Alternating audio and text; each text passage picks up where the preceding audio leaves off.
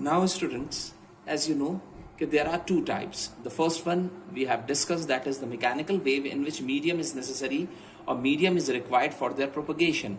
And without medium, mechanical waves will not be able to travel. Now, the second wave is the electromagnetic waves. Now, it is the wave in which what you can say, in which medium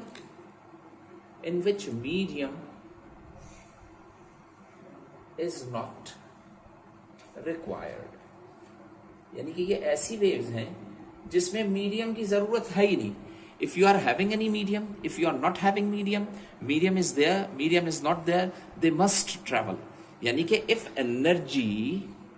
energy, let this is point A, और आपको नजर आ रहा है कि energy is shifting in between these two points A to B.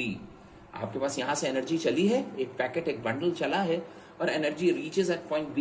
And if you are observing in between them, if there is no medium, कि इनके दरमियान कोई मीडियम था ही नहीं, कोई पार्टिकल्स नहीं है यहां पर. अगर इसके बावजूद if the wave is travelling from point A to B without any medium, so this wave through which the energy is traveling, this wave is known as electromagnetic waves. Electromagnetic waves. So electromagnetic waves, electromagnetic waves are the waves in which the energy is going to be shifted without any medium. It means medium is not necessary, medium is not required. If without medium energy is traveling, then that wave is said to be an electromagnetic waves. Like, अच्छा, इसके अंदर ज्यादा important चीज ये है कि हम दो वर्ड यूज कर रहे हैं, एक इलेक्ट्रो है और एक मैग्नेटिक है.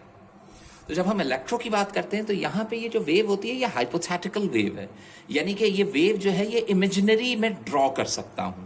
लाइक इसकी अगर मैं एग्जाम्पल की सबसे पहले बात करूं, अभी हम इलेक्ट्रोमैग्नेटिक की तरफ नहीं जाते, तो you know the light is travelling from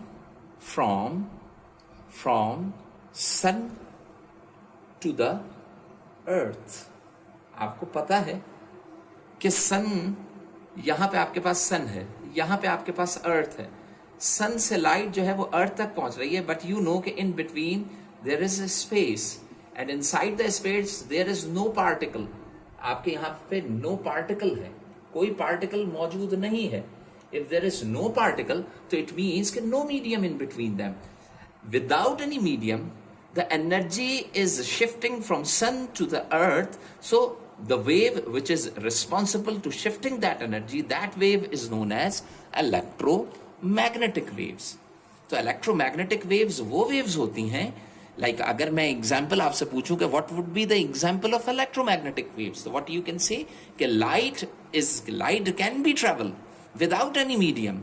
अगर मीडियम मौजूद नहीं भी है तब भी लाइट एक पॉइंट से दूसरे पॉइंट तक. और सबसे आसान चीज कि if you want to have any example, if you want to give any example in which there is no medium, तो you can say the light is coming from the sun to the earth and in between there is no medium. तो if you are getting the light from the sun, तो it means कि light is said to be what, light is said to B an electromagnetic wave. यानी कि light जो है वो बजाते खुद एक एनर्जी है और ट्रेवल कर रही है in the form of electromagnetic waves. तो यहां पे ये चीज इंपॉर्टेंट है. इसके अलावा एक और इसकी एग्जांपल जो है वो हमारे पास हो सकती है हीट एनर्जी.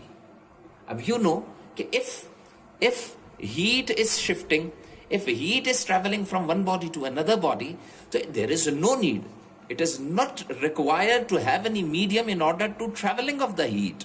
और आपने ये भी देखा है कि सूरज से जो हीट होती है that is shifting from sun to the earth, तो सूरज से आपके पास जमीन तक पहुंच रही होती है तमाम हीट, लेकिन आपको पता है कि दरमियान में किसी किस्म का कोई पार्टिकल और कोई मीडियम नहीं है.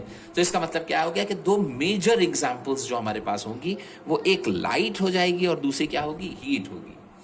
अब देखिए इसके अंदर एक चीज बहुत इंपॉर्टेंट है. जब मैं मैकेनिकल वेव की बात करता हूं तो मैकेनिकल वेव की स्पीड जो है ना वो आपके पास डिफरेंट हो सकती है. हर मैकेनिकल वेव, मसलन वाटर वेव ले लीजिए, तो हर वाटर वेव की जो वेलोसिटी या स्पीड होगी वो किसी दूसरी वाटर वेव से वेरिएट कर सकती है.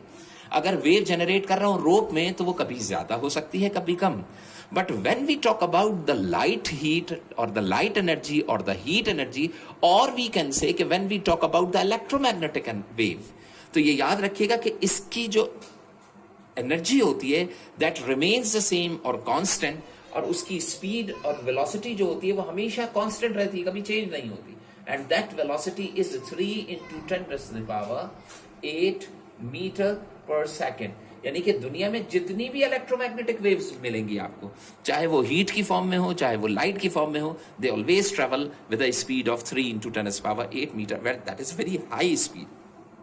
तो if we are going to compare the speed of mechanical and electromagnetic waves, तो मैकेनिकल वेव्स की स्पीड बेइंतहा स्लो होती है, जबकि इलेक्ट्रोमैग्नेटिक वेव्स की स्पीड जो होगी वो आपको अच्छी खासी ज्यादा मिलेगी, बहुत ज्यादा बड़ी मिकदार में मिलेगी।